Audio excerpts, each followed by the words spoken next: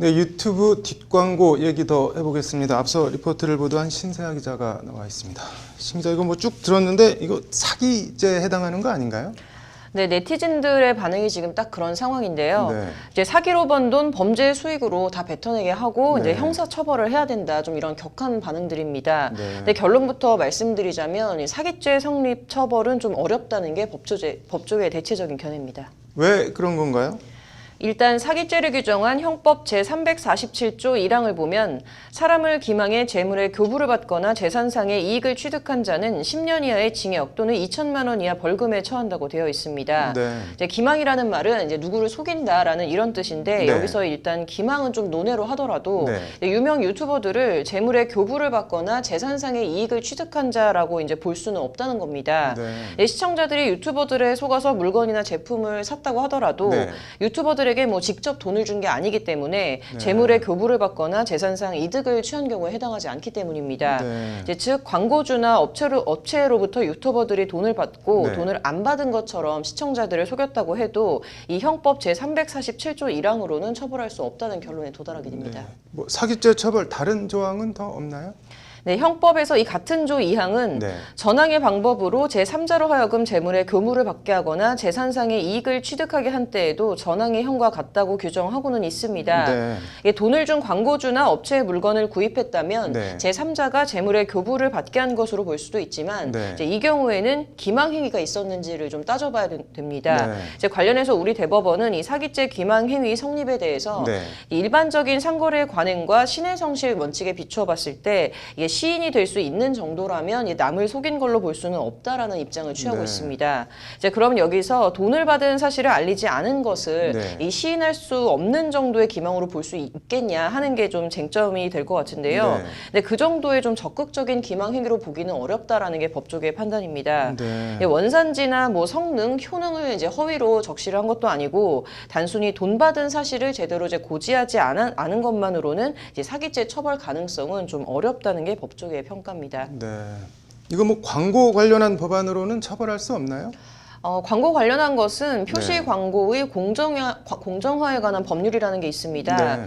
이 법 제3조 부당한 표시 광고 행위의 금지 조항 제1항은 사업자 등은 소비자를 속이거나 소비자로 하여금 잘못 알게 할 우려가 있는 표시 광고 행위로서 공정한 거래 질서를 해칠 우려가 있는 행위를 해서는 안 된다라고 명시하고 있습니다. 네. 법안은 그러면서 금지되는 광고로 거짓 과장의 표시 광고, 그리고 기만적인 표시 및 광고, 또 부당하게 비교하는 표시나 광고, 또 비방적인 표시 및 광고 이렇게 4가지를 적시하고 있는데요. 네. 이것들을 좀 자세히 보면 전부 네. 광고 내용에 관한 것들입니다. 네. 이제 거짓이나 과장, 비방 등을 하지 못하게 하고 있는 건데요. 네. 이제 쉽게 말해서 광고 자체에 문제가 있는 경우에는 이제 처벌을 하는 거지. 네. 이게 돈을 받고 하는 광고인지 알리지 않은 거 이런 것 자체는 여기에 좀 해당 사항이 없게 되는 겁니다. 네. 따라서 현실적으로도 이게 광고법 위반으로 유튜버 네. 뒷광고를 좀 처벌하기는 어려운 게 현실입니다.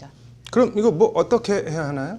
그래서 이런 부작용을 좀 시정하기 위해서 네. 공정거래위원회가 지난 6월에 추천 보증 등에 관한 표시 광고 심사 지침을 개정을 했습니다. 네. 이제 주요 내용은 이제 한마디로 뭐 돈 받고 하는 거면 광고나 협찬 받고 방송하는 거다라는 거를 좀 시청자들이 쉽게 알 수 있게 고지된 상태에서 방송을 하라는 건데요. 네. 이제 두루뭉술하게 표현하면 안 되고 이제 유료 광고다, 대가성 네. 광고다 이것을 명확하게 표시 문구를 게시물 제목 등에 좀 삽입을 하도록 하고 있습니다. 네.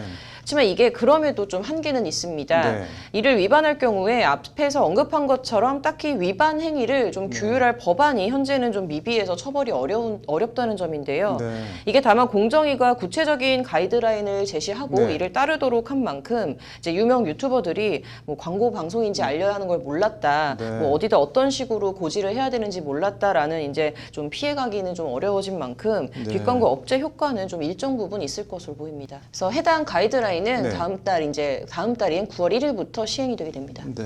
뭐 그래도 법적으로 좀 명확하게 제도를 정비해야 하는 거 아닌가요? 네, 이런 문제인식은 좀 오래되어 네. 왔는데요. 이제 지난 20대 국회에서 당시 미래통합당 원유철 의원이 네. 인플루언서들이 대가성 광고를 한 경우 이것을 반드시 알리도록 하고 네. 이제 위반할 경우에 과태료를 부과할 수 있도록 한 이른바 인플루언서 법을 대표 발의한 적이 있습니다. 네. 그래서 인터넷 유명인의 뒷광고에 대한 규정이 전무하기 때문에 네. 이런 규정 마련이 필요하다는 게 법안 발의 취지였는데요. 네.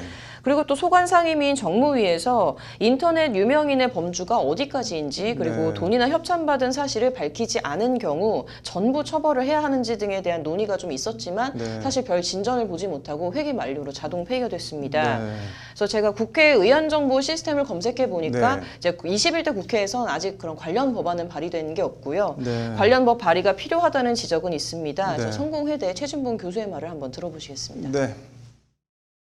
결국은 올바른 선택을 할 수 있는 기준을 제시한다는 점에서도 이런 부분에 대한 법적 제도적 장치가 있어야 된다. 즉 직광고 같은 이건 시청자나 이용자를 속이는 형태의 광고 행위는 네. 시청자들에게 불이익을 주는 요소이기 때문에 반드시 법적으로 제재를 해서 네. 규제를 해서 법적 규제를 해서 시청자들이 올바른 소비를 할 수 있도록 하는.